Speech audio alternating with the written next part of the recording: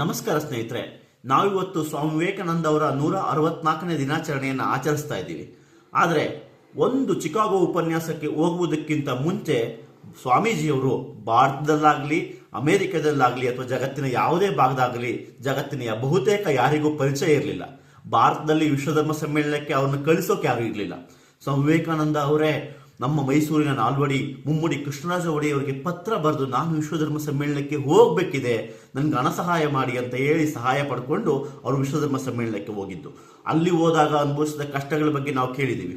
ಆದರೆ ಆ ಒಂದು ದಿನ ಅವರು ಮಾತನಾಡಿದಂತಹ ಭಾಷಣ ಅವರನ್ನು ವಿಶ್ವಮಾನವನ್ನಾಗಿಸಿತು.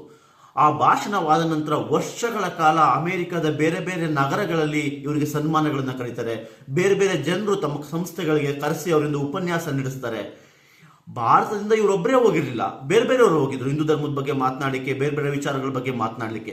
ಆದರೆ ಸ್ವಾಮಿ ವಿವೇಕಾನಂದರು ಒಬ್ಬರಿಗೆ ಮಾತ್ರ ಯಾಕೆ ಅಷ್ಟು ಮಹತ್ವ ಸಿಕ್ತು? ಅವರು ಮಾತನಾಡಿದ ಮರುದಿನ ಅಮೆರಿಕದ ಎಲ್ಲ ಪತ್ರಿಕೆಗಳಲ್ಲಿ ಮೊದಲನೇ ಪುಟದಲ್ಲಿ ಇವರ ಭಾಷಣ ಅಚ್ಚಾಗಿತ್ತು.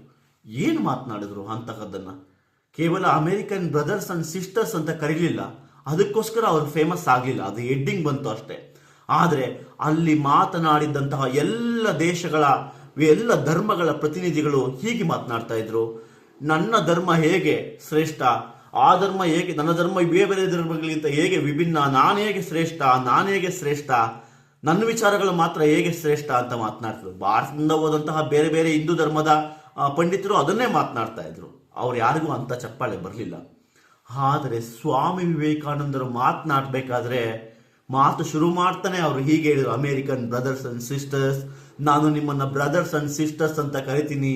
ಯಾಕೆಂದ್ರೆ ಜಗತ್ತಿನ ಬೇರೆ ಬೇರೆ ಭಾಗಗಳಲ್ಲಿ ಹುಟ್ಟುವಂತಹ ನದಿಗಳು ಹೇಗೆ ಸಮುದ್ರವನ್ನು ಸೇರುತ್ತಾವೋ ಹಾಗೆಯೇ ಜಗತ್ತಿನ ಬೇರೆ ಬೇರೆ ಧರ್ಮಗಳಿಂದ ಬೇರೆ ಬೇರೆ ಪ್ರದೇಶಗಳಿಂದ ಬಂದಂತ ವಿಚಾರಧಾರೆಗಳು ಕೂಡ ಎಲ್ಲವೂ ಕೂಡ ಅಂತಿಮವಾಗಿ ಒಂದೇ ಸತ್ಯವನ್ನ ಹೇಳ್ತಾರೆ.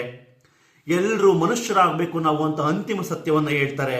ಹಾಗಾಗಿ ಬೇರೆ ನೀವು ಯಾವುದೇ ಧರ್ಮಕ್ಕೆ ಸೇರಿರ್ಬೋದು, ಯಾವುದೇ ಭಾಷೆಗೆ ಸೇರಿರ್ಬೋದು, ನಾವೆಲ್ಲರೂ ಕೂಡ ಮೂಲತಃ ನಾವೆಲ್ಲ ಒಂದೇ ಜಾತಿ, ಮನುಷ್ಯ ಜಾತಿ, ಮಾನವ ಜಾತಿ, ತಾನೊಂದೇ ಒಲಂ ಅಂತ ಹೇಳ್ತಾರೆ. ಅದಕ್ಕೋಸ್ಕರ ಅಮೇರಿಕನ್ ಒನ್ರು ಸ್ವಾಮಿ ವಿವೇಕಾನಂದರವ್ರನ್ನ ಅವರ ವಿಚಾರಗಳು ಇಡೀ ಅವರ 4-5 ದಿನ ಉಪನ್ಯಾಸ ಕೊಡ್ತಾರೆ. ಆ ಇಡೀ ಉಪನ್ಯಾಸದಲ್ಲಿ ವಿಶ್ವ ಧರ್ಮದ ಬಗ್ಗೆ ಮಾತನಾಡ್ತಾರೆ. ಅವರು ಕೇವಲ ಭಾರತ ಧರ್ಮ ಅಂತನೋ ಹಿಂದೂ ಧರ್ಮ ಅಂತನೋ ಅದು ಶ್ರೇಷ್ಠ ಅಂತನೋ ಮಾತನಾಡಲ್ಲ. ಹೆಂಗೆ ವಿಶ್ವದಲ್ಲಿ ನಾವು ಶಾಂತಿಯನ್ನು ನೆನಪಿಸ್ಬೇಕು, ಹೆಂಗೆ ವಿಶ್ವದ ಎಲ್ಲ ಧರ್ಮಗಳಲ್ಲೂ ಕೂಡ ಸತ್ಯಗಳು ಅಡಗಿದಾವೆ, ಹೇಗೆ ಎಲ್ಲ ಧರ್ಮಗಳು ಕೂಡ ಒಟ್ಟಿಗೆ ಹೋಗ್ಬೇಕು ಅಂತ ಅಮೆರಿಕದಲ್ಲಿ ವಿಶ್ವ ಧರ್ಮ ಸಮ್ಮೇಳನದಲ್ಲಿ ಸ್ವಾಮಿ ವಿವೇಕಾನಂದರು ಮಾತನಾಡ್ತಾರೆ. ಹಾಗಾಗಿ ಸ್ವಾಮಿ ವಿವೇಕಾನಂದರವ್ರನ್ನ ಅಭಿಮಾನಿ ಆಗೋದಂದ್ರೆ, ಅವ್ರನ್ನ ಪಾಲಿಸೋದು ಅಂತ ಅಂದ್ರೆ ಗೊಡ್ಡು ಸಂಪ್ರದಾಯವಾದಿ ಆಗೋದಲ್ಲ. ನನ್ನ ಧರ್ಮ ಮಾತ್ರ ಶ್ರೇಷ್ಠ, ಬೇರೆ ಧರ್ಮಗಳು ಕನಿಷ್ಠ, ಬೇರೆ ಧರ್ಮದವರು ಇಲ್ಲಿರಬಾರ್ದು ಅಂತ ಹೇಳೋದಲ್ಲ. ಸ್ವಾಮಿ ವಿವೇಕಾನಂದರ ಅಭಿಮಾನಿ ಆಗೋದಂದ್ರೆ ವಿಶ್ವಮಾನವ ಆಗೋದು, ವಿಶ್ವದ ಎಲ್ಲ ಜನರನ್ನು ನನ್ನ ಸಹೋದರ ಸಹೋದರಿಯರೆಂದು ಪ್ರೀತಿಸೋದು, ಅವರೆಲ್ಲರನ್ನು ಗೌರವಿಸೋದು, ಅವರ ವಿಭಿನ್ನತೆಗಳನ್ನು ಒಪ್ಕೊಳ್ಳೋದು. ಅಂತಹ ಸ್ವಾಮಿ ವಿವೇಕಾನಂದರ ಅಭಿಮಾನಿಯಾಗೋಣ, ಸ್ವಾಮಿ ವಿವೇಕಾನಂದರ ಆಶಯಗಳನ್ನ ನಾವೆಲ್ಲ ಮುಂದೆ ತಗೊಳ್ಳೋಣ ಅಂತ ಹೇಳ್ತಾ ನನ್ನ ಮಾತು ಮುಗಿಸ್ತಾ ಇದ್ದೀನಿ. ಜೈ ಹಿಂದ್.